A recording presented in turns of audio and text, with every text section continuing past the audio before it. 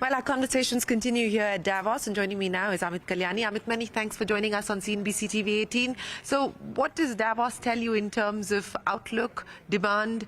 What's the visibility that you get? So I think basically there's a lot of uncertainty. We have challenging situations in Europe driven by the Ukraine situation.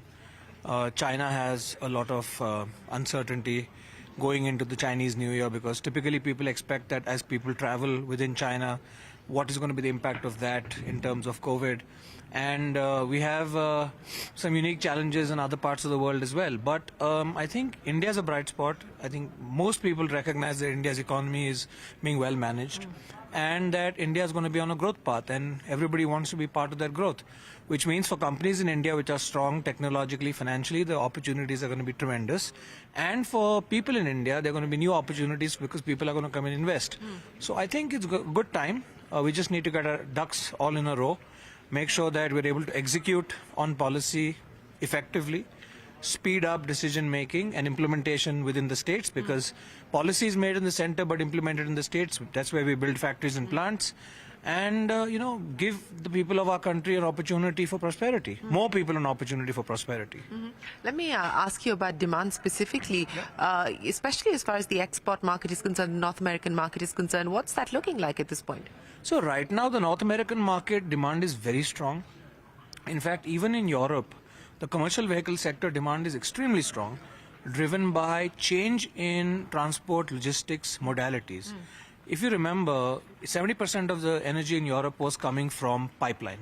Now it's not coming in a pipeline. It has to come from other sources, which means more transportation. Shipping and logistics have changed from more sea to more land within Europe, because especially smaller lots of shipping taking place. So there is a tremendous demand for trucking, and in the US there is a replacement demand that's coming up. Plus the US is now going into a infrastructure build cycle, so that's going to promote growth. So what we're hearing is very strong news. On the passenger car side, the demand outstrips supply. People are waiting 6, 7, 8, 9 months for getting new vehicles.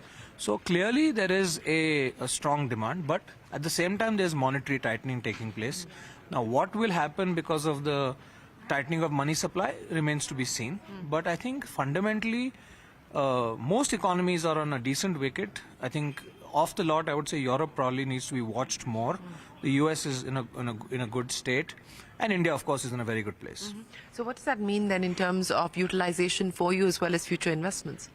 So clearly we expect to see strong growth going forward, and there are many reasons for this. Just one reason is growth of our end markets, because we're in a derived demand business, but also shifting of manufacturing. This whole thing about everybody focusing only on China for manufacturing is clearly moved to China +1, to China for China, and now India for Europe is becoming a big thing.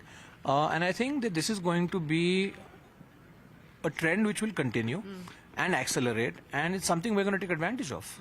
And we will continue to grow our portfolio. We've gotten into the casting business, and we announced that we will make a second acquisition, which will allow us to grow that business quite substantially, because they're very analogous to our forging business and allow us to serve the same customers. In fact, we see much stronger demand in that sector than we had even thought earlier. So we expect that the ramping up of that business will happen a lot faster than we had thought. Our defense vertical is taking off quite nicely. We've got export business, we've got domestic business, and the EV business also shows no signs of abating. Yes, there are price cuts that people have gotten into, because I think the market is becoming more competitive, but that's good. That will allow more demand and growth of the base. You talked about the defense business, and that is an opportunity that it's opened up specifically in light of the government's policy change, mandating local production.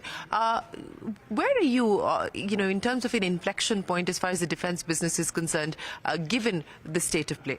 So this year, that is the year ending 23-24, will be our inflection year. This is when we will see significant growth in our defense business, and year on year, this year, next year, year after next, will continue to grow.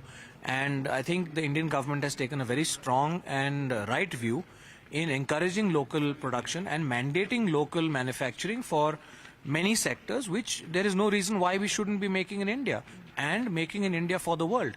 So these are very welcome steps, and I think something that will allow India and Indian industry to get a much bigger pie of the global business.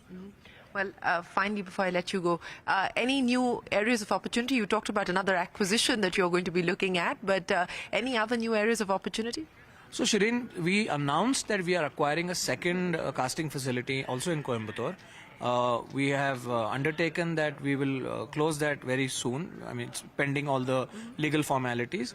But it's very clear that we are moving from components into subsystems and into systems, both on conventional, largely on the off-highway and construction mining equipment side, and on the EV side as well.